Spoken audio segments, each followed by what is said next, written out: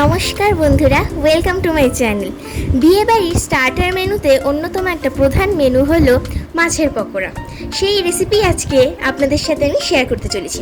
প্রথমেই দেখুন, পেঁয়াজটাকে কুচি কুচি করে ভালোভাবে কেটে নিয়েছি।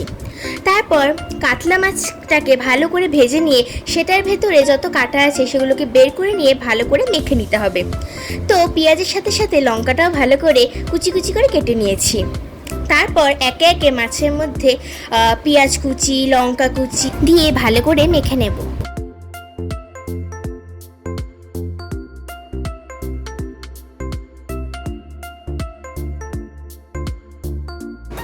এরপর একে একে লবণ, বেসন, হলুদ, ভাজা মশলা এবং চালের গুঁড়ো দিয়ে একসাথে মিশ্রণটিকে মেখে নেব। লবণটা সবার এক একজনের টেস্টের ওপর নির্ভর করে, যতটা ইচ্ছা তোমরা দিতে পারো। আমি এখানে 1 চামচ মতো লবণ ব্যবহার করেছি, ভাজা মশলাও 1 চামচ মতোই ব্যবহার করেছি। তো আমি এখন এই মিশ্রণটিকে ভালো করে মেখে নিচ্ছি। যতক্ষণে আমি এই মিশ্রণটিকে ভালো করে মেখে নিচ্ছি ততক্ষণে তোমরা গিয়ে এই ভিডিওটি যদি ভালো লেগে থাকে তাহলে লাইক করে দিও, শেয়ার করে দিও বন্ধুদের সাথে, এবং এরকম আরও নিত্য নতুন রেসিপি পেতে আমার চ্যানেলটিকে সাবস্ক্রাইব করে দিও।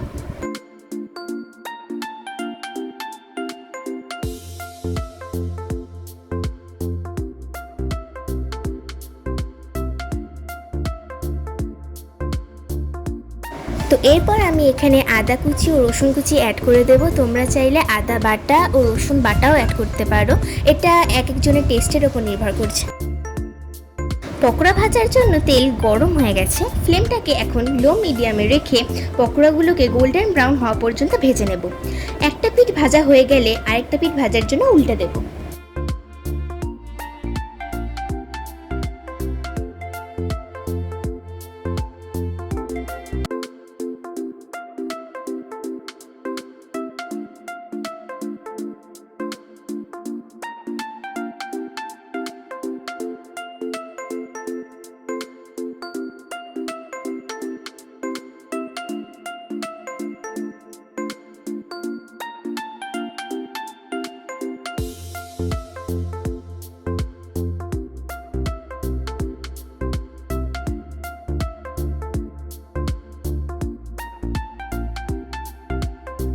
তোমরা কিন্তু চাইলে এই মিশ্রণটিকে ফিশ ফিঙ্গারের আকারেও ভেজে নিতে পারো।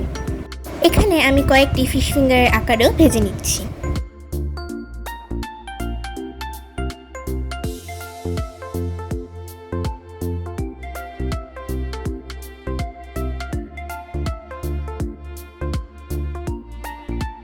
তো দেখো, তৈরি হয়ে গেছে মাছের পকোড়া।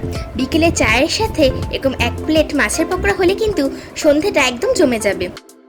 তো আজকের মতো এই পর্যন্তই। যদি এই ভিডিওটি ভালো লেগে থাকে অবশ্যই লাইক করবেন এবং সাবস্ক্রাইব করতে ভুলবেন না। তো আজকের মতো টাটা।